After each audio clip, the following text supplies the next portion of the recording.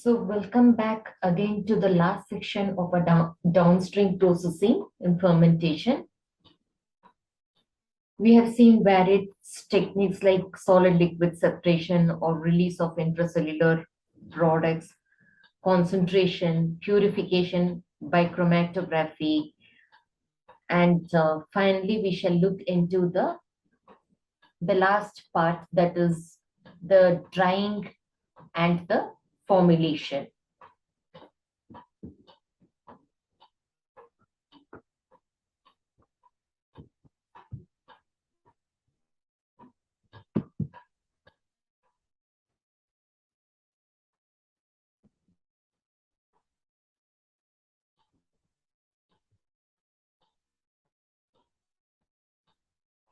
So what do we mean by formulation is, it is a common practice to formulate the product as dry powders to achieve sufficient stability for the desired shelf life of it. So whatever the products we are getting during the fermentation, we have purified it and we have got the product, and we want the product to be in a dry powder form. Why means because that will be more stable and that will have a longer shelf life. So the principal objective for any drying process is, of course, the removal of the water or the solvent which is present. And this can be achieved by a process of sublimation, like as you do it in lyophilization, and or by evaporating by drying at high temperatures or at low vacuum pressures. So the techniques for formulation include like lyophilization, that is the process of sublimation I told, and spray drying, freeze drying, bulk crystallization, and we use even supercritical fluid technology, vacuum drying. All these processes have very good application, but of course they do come with the limitations.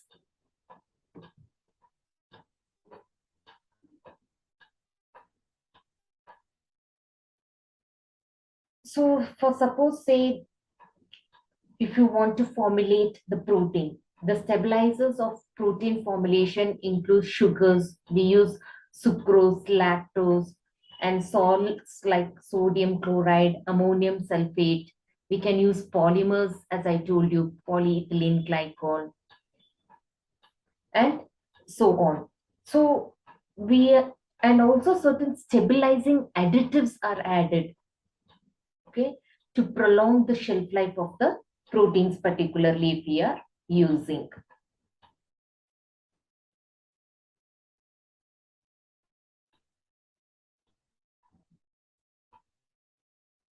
So the first one, what we are going to see here is the spray drying process. So drying, what did I tell? Drying is an essential component of product formulation. It basically involves the transfer of the heat to a wet product. So your product is wet here. Why? Because it is present in the water or there is a high moisture content. So you have to heat that product so that you get the dry powder.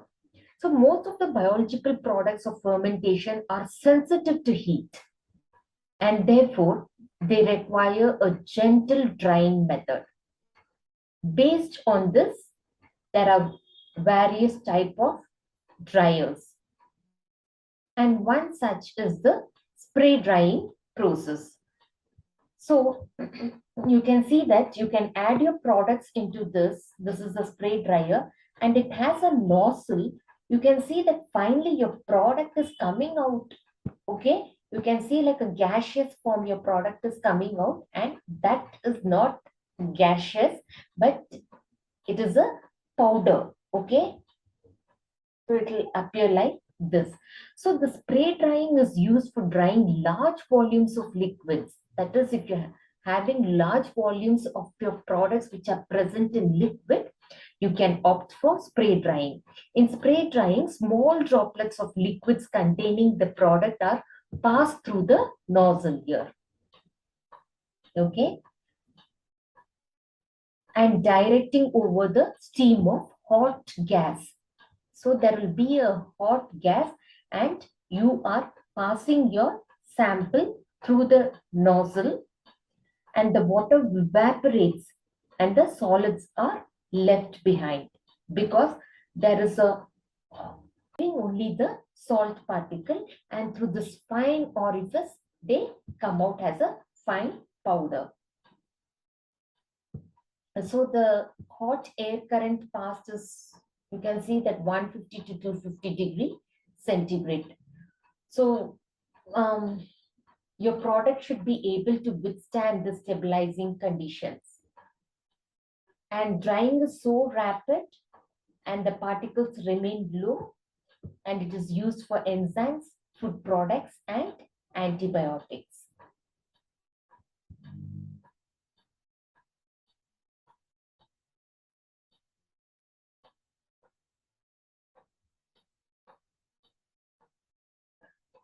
Then we have such another type like vacuum drying. This vacuum drying uses both heat and vacuum and can be applied in batch mode or in the continuous mode.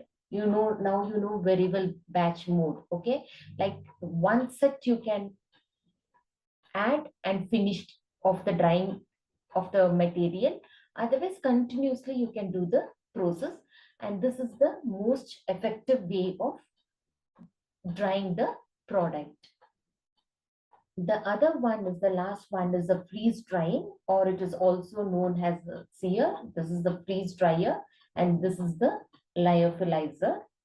So the freeze drying or lyophilization is the most preferred method for drying and formulation of wide range of particles like products such as pharmaceutical, foodstuff, diagnostics, bacteria, viruses.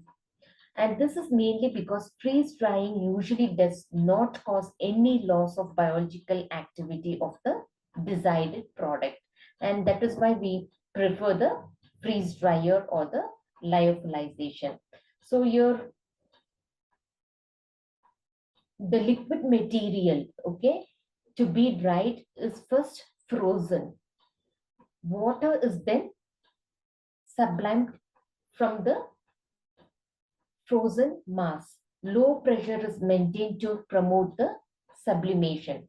So you have the liquid material which gets frozen, okay, and then getting converted into a powder form. And this phenomena is known as sublimation, which is used both in the freeze dryer and the lyophilization. So the energy for sublimation is provided by the heated plates and radiation onto the surface. And as I told you, it is particularly used for the vaccines and the enzyme preparation. So these are the techniques of the downstream processing. And as I said earlier, why we use these downstream processing is the final stage of the purification of the material. Okay, so whatever the materials you're getting, it is almost 100% pure, or at least 98 to 100% you can say it is pure. But of course, as I told you, certain medical products, that is pharmaceutical products or other chemicals, you require it to be 100% pure. Okay, so downstream processing refers to the recovery. We have recovered, that's what you saw, that whatever the product we wanted, we recovered it and we have purified the products. And that product, how we got it? We got it from the microorganisms or the animals or the plant cells by the process of fermentation. So this can be used even in the wastewater treatment process also.